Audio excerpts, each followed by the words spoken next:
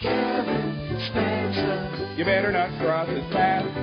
Kevin Spencer. Chain-smoking alcoholic, sociopath.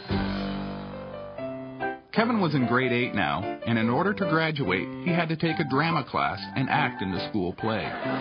The drama teacher thought Kevin might discover his true self in the world of theater and dispel some of his anger and animosity towards the world. Kevin figured it would give him something to do between smokes. Kevin was given the role of Romeo. Martha Jarvis was Juliet.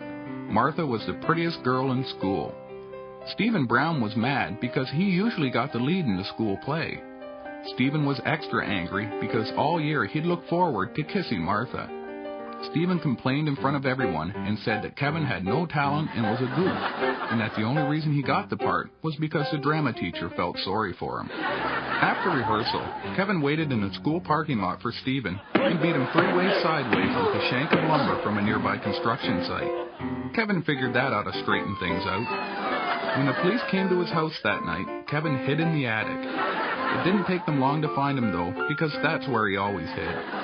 The police brought him to the juvenile detention center and locked him in a room without his belt or shoelaces. A few hours later, a doctor named Jim Cummings came in and asked him why he'd beaten up Stephen. Kevin said he was nervous about having to kiss a girl. Kevin was diagnosed with attention deficit disorder and prescribed Ritalin. When Kevin was released, the drama teacher told him that he'd lost his part in the school play, so Kevin went over to Stephen's house and threw a rock through the front window and busted out the taillights on his old man's car.